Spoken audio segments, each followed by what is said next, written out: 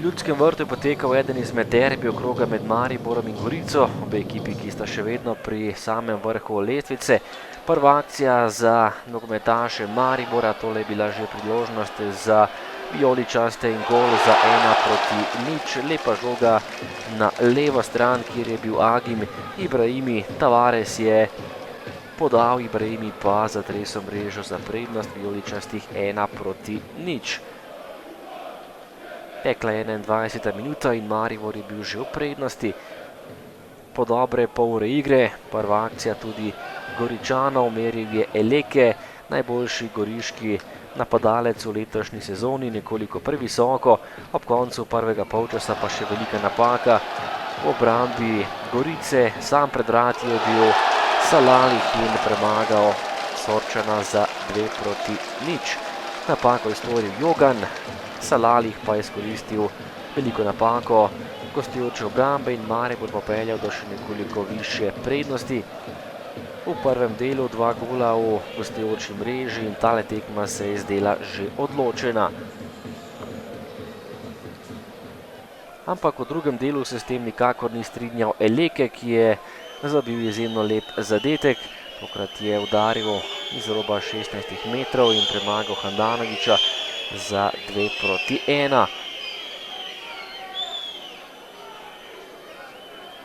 Eleke je bil nekaj časa tudi odsoten, tokrat se je vrnil in očitno iz tekme v tekmo ponovno igra bolje. Pomembno za Goričane je, da je razigran.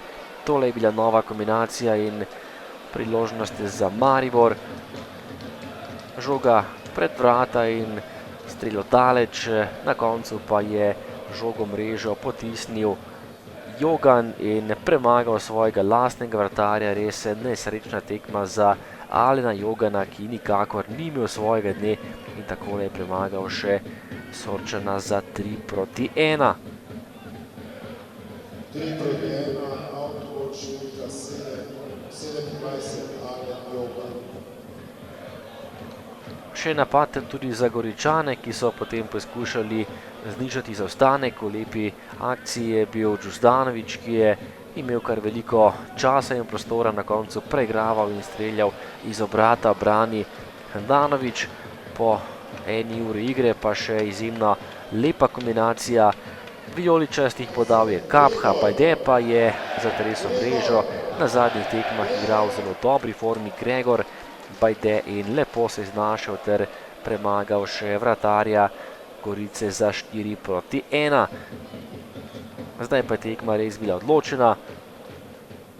Tole je bil še en zadetek za Maribor in potem pa velika priložnost za vijoličaste. Podal je Hotić, pred vrati pa so domači poskušali, ampak zmanjkalo jim je tokrat nekaj sreče, kajti na golovi črti so zaustavili kar svoj udarec. Najprej je streljal še Eleke z glavo, potem pa nova kombinacija v zaključku tekme.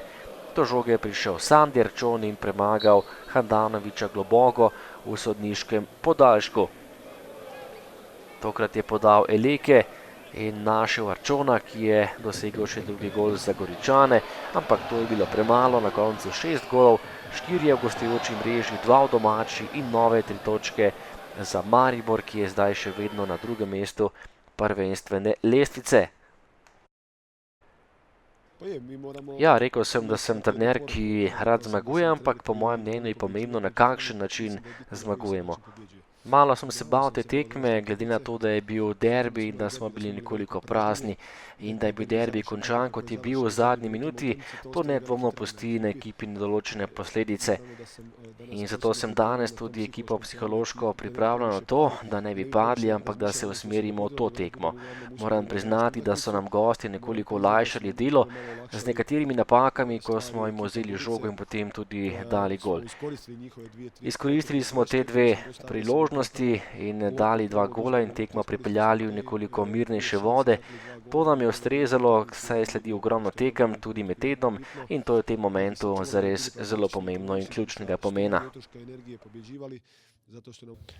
Mi smo imeli načrt, da bomo malo igrali bolj povlečeno in da bomo čakali kontranapade.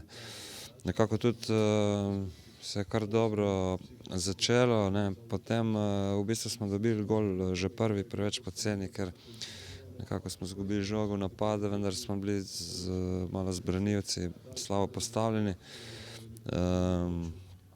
Drugi gol, tudi napaka, tako da imeli smo slab dan, ker nismo igrali na nivoju. Mislim, da se je poznalo tudi ta pavza, ki je bila